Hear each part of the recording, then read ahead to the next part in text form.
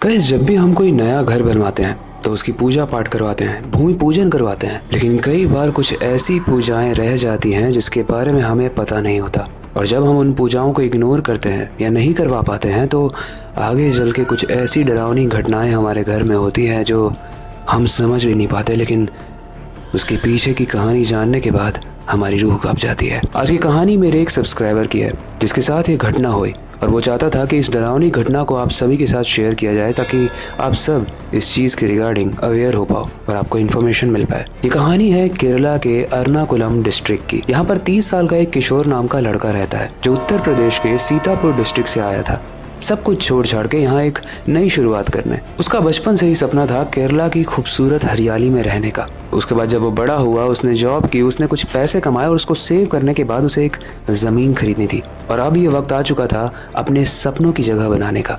केरला में काफ़ी भागदौड़ करने के बाद उसे एक बहुत ही सस्ती सी ज़मीन मिलती है और इस ज़मीन के मिलने के बाद वो बहुत खुश हो जाता है क्योंकि अब उसका सपना साकार होने वाला था। वो वहाँ पे रहने वाला था जहाँ पे बचपन से ही उसका सपना था। किशोर ने उस जमीन को खरीदते ही उस घर पर कंस्ट्रक्शन शुरू करवा दिया और लगभग 2 से 3 महीने में ही उसका घर का ग्राउंड फ्लोर रेडी हो गया। अब केरला में उसका कोई अपना नहीं था, लेकिन केरला उसे बहुत पसंद भी था और जब तक उसका घर बन रहा था उसे रहने के लिए कोई जगह चाहिए थी, लेकिन केरला में रेंट बहुत ज्यादा थे। इसीलिए वो ये डिसाइड करता है कि वो अपने अधूरे बने हुए ग्राउंड फ्लोर वाले घर में ही रहेगा और इसी तरीके से वो कंस्ट्रक्शन के काम को सुपरवाइज भी कर पाएगा। वो देख पाएगा कि कौन सा लेबर कब काम कर रहा है और कौन सा आराम कर रहा है। इसीलिए अपने घर के एक छोटे से कोने में उसने एक खाट बिछाई और चादर तान कर आराम से सो गया। किशोर की आंख बस लगी ही थी कि उसकी खाट एकदम तेजी से हिलने लगी। उस खाट के हिलने की वजह से किशोर भी नीचे गिर गया और उसके कमर पर बहुत तेज चोट लग गई। इस हादसे से किशोर काफी सहम गया। उसे लगा कि अभी कोई अर्थक्वेक आया था क्या, लेकिन अभी कोई था भी नहीं कि वो पूछता। उसने न्यूज़ देखा तो वहां तो अर्थक्वेक आया नहीं। फिर वो सोचता है कि शायद उसने कोई सपना ही देखा होगा। वो खाट को उस कोने से निकालता है और उसको घर के बाहर ले जाने लगता है। लेकिन अब आने वाला है कहानी में एक ट्विस्ट, क्योंकि जब वो खाट को बाहर ले जा रहा था तो क्योंकि उसके घर में कंस्ट्रक्शन का काम चल रहा था, उसके घर में एक भी दरवाजे नहीं थे और जैसे ही वो अपने खाट को बाहर निकाल कर ला रहा था उसे एक बहुत ही खूंखार जानवर की आवाज आती है। लेकिन जब तक उसे कुछ समझ में आता, उसके घर का एंट्रेंस यानी जहाँ से एंटर लेते हैं घर में, वो ढह गया, नीचे गिर गया और लकीली किशोर तो बच गया, लेकिन किशोर को बहुत बुरा लग रहा था कि ये क्या हो रहा है मेरे घर के साथ। लेकिन गाइस, इस सब के पीछे एक रीज़न है, एक रीज़न जिसकी बात मैंने शुरुआत में की थी। लेकिन उस रहस्यमय रीज़न को जानने से पहले, हेलो गाइस, मेरा नाम है अविनाश कुमार और आप देख रहे हो हॉरर स्टोरीज। उसके घर के शुरुआत में बस एक ही एंट्रेंस डोर था, मतलब एक ही दरवाज़ा था जिससे वो अंदर और बाहर हो सकता था। उसके अलावा उसका घर एकदम गुफे की तरह अंदर तक था। अब जो पहला एंट्रेंस था जहाँ से घुसते हैं वही ब्लॉक हो गया घर के ढहने की वजह से, तो अब वो घर से बाहर भी नहीं जा सकता था। थोड़ी ही देर में किशोर के पसीने छूटने लगते हैं क्योंकि एक ऐसा घर था जिसमें कंस्ट्रक्शन चल रहा था, इसलिए यहाँ पे इलेक्ट्रिसिटी का कनेक्शन भी नहीं था। ऊपर से उसे एक खूंखार जानवर के गुर्राने की आवाज़ अभी भी आ रही थी घर के बाहर से। किशोर किसी तरीके से बस इस रात को गुजारना चाहता था क्योंकि सुबह जब होती तो कारीगर आ जाते और उनके साथ वो सेफ फील करता और दिन भी हो जाती। लेकिन अभी तो रात थी ना, किसी तरीके से गुजारनी थी। वो घर के बीचों बीच चला जाता है और जैसे ही वो बीच में खड़ा होता है, वो काफ़ी सहमा खड़ा होता है, लेकिन तभी उसके पीछे से मानो कोई तेज़ी से निकलता है। जब वो पीछे मुड़कर देखता है तो कोई भी नहीं होता है। किशोर की फट जाती है, वो बहुत ज़्यादा डर जाता है। उसे बस ऐसे समय में उसे बस एक ही चीज़ याद आती है, हनुमान चालीसा, और उसे वो ज़ोर ज़ोर से पढ़ने लगता है। 2 मिनट तक आंख बंद करके हनुमान चालीसा पढ़ने के बाद उसे वो आवाज़ें आना बंद हो गई, लेकिन शांति इतनी ज़्यादा हो गई कि हवा की आवाज़ भी आना बंद हो गई। एक अजीब सा डरावना सन्नाटा हो गया। अब सन्नाटा उसे महसूस तो हो रहा था, लेकिन उसे ऐसा भी लग रहा था कि उसके मुंह के सामने किसी का मुंह है जो फूंक रहा हो उसके मुंह पर। इसीलिए वो धीरे से अपनी आंखें खोलता है और आंखें खोलते ही उसे जो दिखता है वो देखने के बाद उसकी रूह कांप जाती है, क्योंकि वो देखता है कि उसकी आंखों के जस्ट एकदम सामने एक बहुत बड़ा सा दानव है।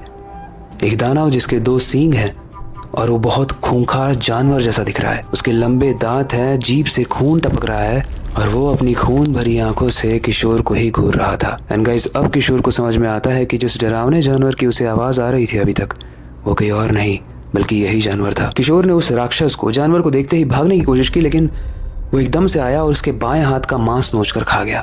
किशोर बहुत जोर जोर से चिल्ला रहा था, लेकिन उसे जमीन इसीलिए सस्ती मिली थी क्योंकि वो शहर से बहुत दूर था, इसलिए हेल्प करने के लिए वहां पर कोई भी नहीं था। वो इतना तेज तेज चिल्ला रहा था कि उसका गला फट गया था और अब वो कोई भी आवाज निकाल नहीं पा रहा था और उसे डर था कि वो मरने वाला है, क्योंकि उसके सामने उसकी मौत खड़ी थी। लेकिन इससे पहले कि वो जानवर किशोर को खा जाता, उसके हाथों से बहुत सारा खून निकल रहा था। तो खून के ज्यादा बहने की वजह से किशोर अब बेहोश हो जाता है। अब किशोर बेहोश तो होता है, लेकिन दूर से उसे घंटियों की आवाज आती है। ऐसा लगता है कि जैसे मंदिर से किसी घंटी की आवाज आ रही हो, मंत्रों की आवाज आ रही हो। और धीरे धीरे उसी आवाज की वजह से वो राक्षस जो उसके सामने था वो शांत होने लगता है। किशोर धीरे धीरे होश में आ रहा होता है और जैसे जैसे किशोर की आंखें खुल रही होती हैं, सामने खड़ा राक्षस धुएं में गायब हो रहा होता है। उस राक्षस के गायब होते ही किशोर बहुत खुश हो जाता है। उसे यकीन ही नहीं होता है कि मैं बच गया, उसने मुझे नहीं खाया। लेकिन क्योंकि उसका खून बहुत बह जा रहा था तो वो बहुत वीक हो गया था और वो फिर से बेहोश हो जाता है। कुछ घंटों के बाद किशोर की आंख खुलती है और जब उसकी आंख खुलती है तो वो अपने आप को एक बेड पर लेटा हुआ पाता है। उसके हाथ पे, उसके सर पे पट्टी बंधी हुई है और सामने उस गांव के पुजारी खड़े हैं। किशोर के मन में बहुत सारे सवाल थे। पहले तो वो यहाँ कैसे आया, वो कौन था, ये सब कुछ वो बड़बड़ाने लगता है। लेकिन वो पुजारी उसे शांत कराते हैं और वो पुजारी बताते हैं कि जिस जानवर के बारे में तू बड़बड़ा रहा है वो कोई जानवर नहीं बल्कि एक ब्रह्म राक्षस था। वो पुजारी ने बताया कि लगभग 100 सालों से इस गांव को एक श्राप मिला हुआ है। एक श्राप कि ब्रह्म राक्षस की अनुमति के बिना इस गांव में कोई एक ईंट भी नहीं लगाएगा। इसीलिए उस गांव में एक रिचुअल था जिसे जाने बिना ही किशोर ने अपना घर बनाना शुरू कर दिया था। और उस मान्यता के हिसाब से इस गांव में किसी को भी जब घर बनाना होता है तो उसे ब्रह्म राक्षस के मंदिर में जाकर उसकी पूजा करनी होती है। उसके बाद वहां से उसका प्रसाद लाकर घर के जमीन पर रखना होता है और अगले दिन जब वो प्रसाद गायब हो जाता है तो समझ जाओ कि ब्रह्म राक्षस ने तुम्हें अलाउ कर दिया यहाँ पर घर बनाने के लिए। पर क्योंकि किशोर उस गांव में नया था, उसे कोई भी आइडिया नहीं था, तो वो पुजारी से पूछता है कि आप जिस ब्रह्म राक्षस के बारे में बता रहे हो उसका मेरे से क्या लेना देना, उसका तो इस गांव वालों से लेना देना होगा ना, तो मुझे क्यों तंग कर रहा है, और ये ब्रह्म राक्षस होता कौन है। पुजारी बताते हैं कि जब एक बहुत ही ज्ञानी ब्राह्मण अपने ज्ञान का इस्तेमाल किसी बुरी चीजों के लिए करने लगता है और उस इस्तेमाल के चक्कर में उसकी जब मृत्यु हो जाती है तो मरने के बाद भी वो वापस आता है, लेकिन ब्रह्म राक्षस बन के। और इस ब्रह्म राक्षस को खुश रखने का बस एक ही उपाय है, उसकी पूजा करना, उसकी रिस्पेक्ट करना, जो तुमने नहीं की इसीलिए वो तुम्हें मारना चाह रहा था। वेल किशोर को तो अब यहीं रहना था, तो वो पंडित जी से उपाय पूछता है।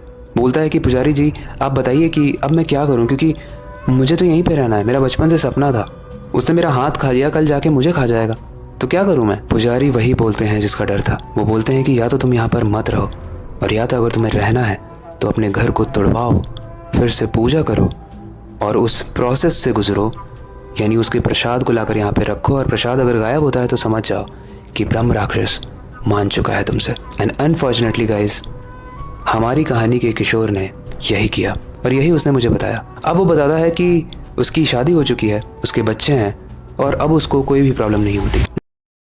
लेकिन आपका क्या कहना है, अब किशोर की ये कहानी कितने हद तक सच है ये तो किशोर ही जाने, लेकिन जिस तरीके से उसने बताया मुझे ऐसा लग रहा है कि कुछ ना कुछ सच्चाई तो ज़रूर होगी। बाकी आपको क्या लगता है, आपको लगता है कि ब्रह्म राक्षस होते हैं? वो ब्राह्मण जो अपने ज्ञान का गलत इस्तेमाल करते हैं, मर जाते हैं, वो ब्रह्म राक्षस होते हैं? और क्या वो वापस आने के बाद इंसानों को तंग करते हैं? और उस गांव का जो रिचुअल है, उस गांव की जो मान्यता है, क्या आपको उस पर विश्वास होता है? आप हमें कमेंट सेक्शन में हाँ, ना या अपना ओपिनियन ज़रूर सजेस्ट करना, हम उसे ज़रूर पढ़ते हैं। काफ़ी इंटरेस्टिंग कमेंट्स करते हो आप लोग और उससे काफ़ी आइडियाज़ भी मिलते हैं नई वीडियोस को लाने के लिए। बाकी आई होप कि आज की कहानी भी हर कहानी की तरह आपको इंटरेस्टिंग एंड थोड़ी सी डरावनी भी लगी होगी। लेकिन अब वक्त आ चुका है हमेशा की तरह इस कहानी का अंत करने का और नई सुपर इंटरेस्टिंग और डरावनी कहानी पर काम शुरू करने का। लेकिन जाने से पहले मैं हमेशा की तरह एक ही चीज़ कहना चाहूँगा, अपनी क्यूरियोसिटी को डाय मत होने देना, नई चीज़ें सीखते रहना। अपने बेड के नीचे और खिड़की के बाहर ज़रूर देख लेना, कहीं ब्रह्म राक्षस आपका वेट तो नहीं कर रहा है। मिलते हैं अगली वीडियो में।